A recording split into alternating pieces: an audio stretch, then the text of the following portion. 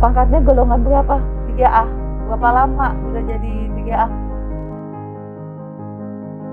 Udah 6 tahun loh. Kok nggak naik-naik pangkat? Kan gitu.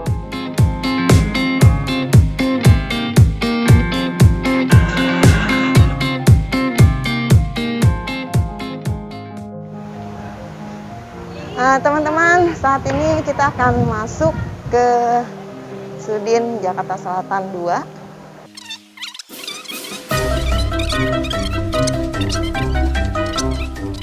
Salah satu pengawas SMA Jakarta Selatan yang memang beliau kompeten dengan Dupak, yaitu tentang materi-materi yang akan disajikan di video part 4.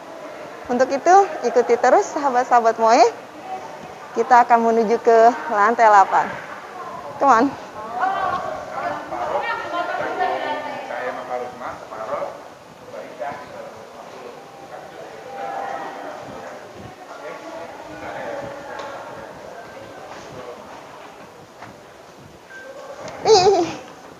Oh no!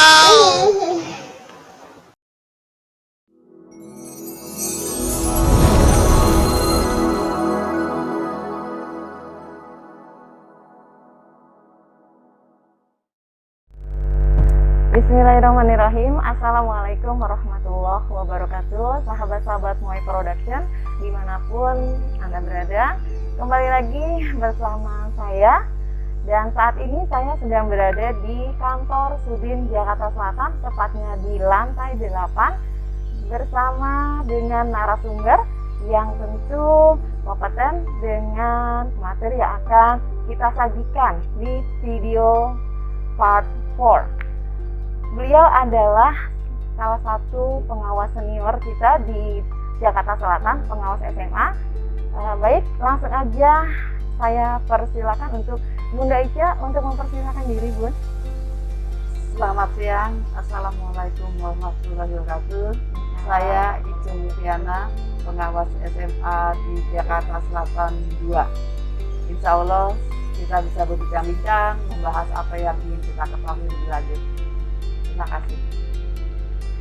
Baik Bunda, terima kasih atas waktunya. Perkenalkan saya Ibu Ati dari tim Moe Production.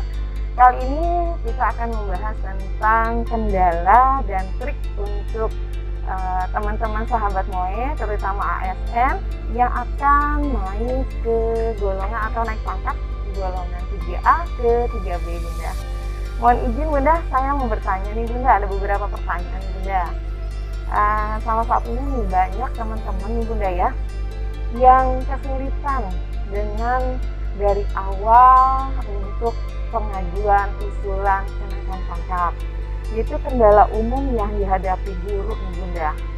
Untuk naik 3A ke 3B itu Bunda tolong dong Bun berikan informasi apa sih Bun kendala-kendala biasanya Bun, kendala umum biar teman-teman tuh pada saat kita ngeliat nih Bun, mereka jadi tahu kebanyakan yang akan dihadapi pada saat kenaikan golongan itu seperti inilah, jadi mereka sudah tahu gitu.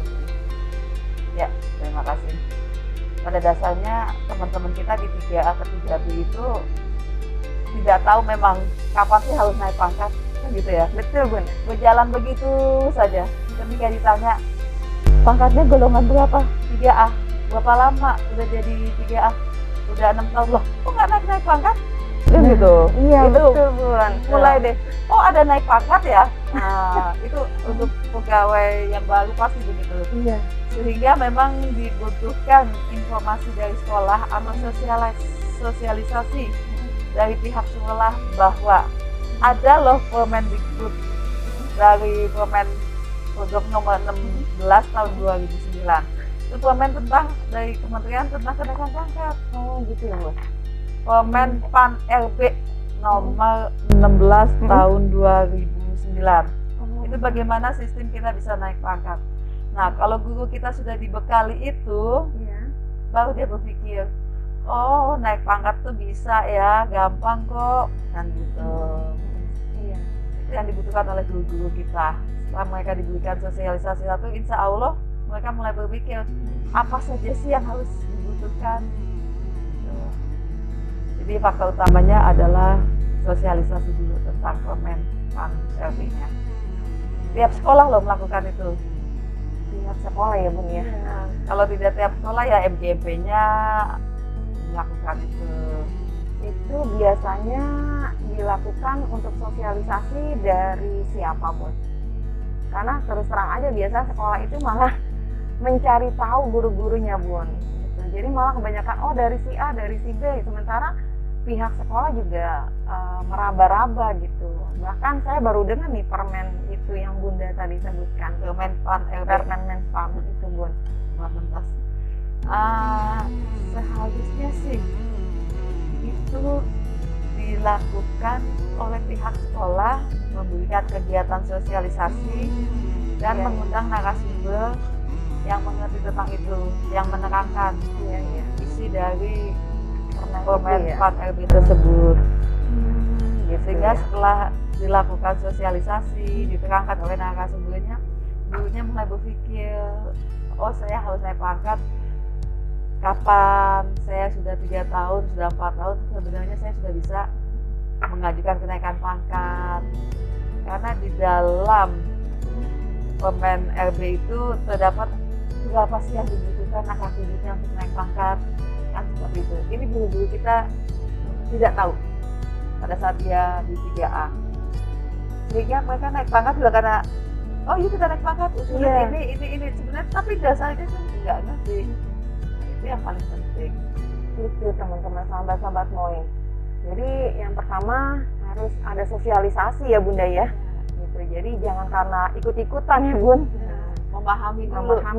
Ya, intinya pemahaman nih teman-teman. Yang kedua nih Bun, menurut Bunda apa sih solusi dan trik untuk menyiasati kendala-kendala tadi Bun? Yang pasti pertama sih kita tahu dulu pada saat 3A ke 3B itu dibutuhkan 50 angka kredit dari 3A ke 3B. Nah, 50 angka kredit itu kan ada faktor utama, faktor penunjang. Iya. Di faktor utama itu mengisikan tentang pendidikan, pembelajaran yang dilakukan, termasuk konselirnya. Kemudian ada juga di situ karya inovatif atau yang disebut biasanya PKB, ya kan? Pendidikan berkelanjutan itu ya, Bu ya. Pendidikan berkelanjutan. Nah, di situ ada pengembangan diri, ada karya inovatif, ada publikasi ilmiah. Pada saat 3A ke 3B tidak perlu dilakukan publikasi ilmiah dan pengembangan diri dan publikasi ilmiah dan inovasi, karya inovasi. Cukup PD, pengembangan diri. Ya. Apa sih pengembangan diri? Nah, itu Bun, teman-teman tuh pasti bertanya, apa coba pengembangan diri? Pasti Bunda tahu nih, kita dengerin lagi. Nah, pengembangan diri itu bisa berupa pelatihan-pelatihan yang dilakukan oleh guru. Bisa melalui IHT, bisa melalui workshop, bisa melalui diklat. Nah, seperti itu. Biasanya yang mengadakan itu harus dari lembaga yang diakui oleh pemerintah. Gitu. Kalau swasta nggak bisa, Bun? Selama itu diakui oleh pemerintah dan sejalur dengan keprofesiannya. Misalnya kalau dia guru kelas SD ya dengan materi SD-nya, guru kelasnya diakui.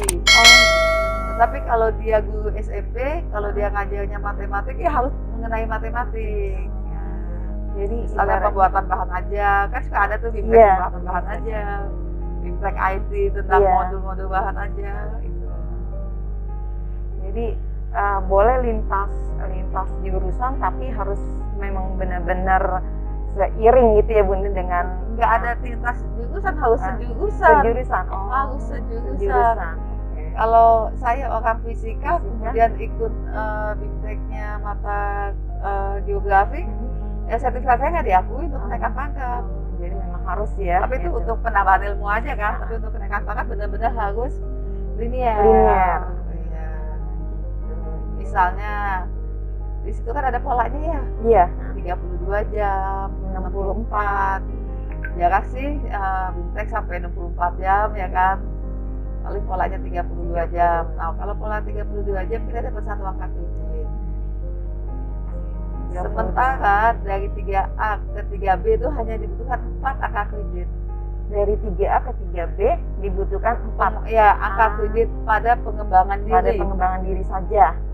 Ya, kalau dia tiap semester ikut 1 aja, 2 tahun bisa kan? Lebih malah ya, Lebih malah ya kan. Oh gitu. Nah, ternyata gampang teman-teman. Cukup kita mengikuti BIMTEK. Kalau kita 1 bulan ikut BIMTEK 1 pengembangan diri aja, tiap bulan kita ikuti bisa kita dapat 12 pengembangan diri ya Bun ya. Dan itu poinnya lebih besar sebenarnya. Tetapi berpaling lagi ke teman-teman, apakah kita mau mengembangkan diri atau memang stuck di sana gitu. Oke Bunda,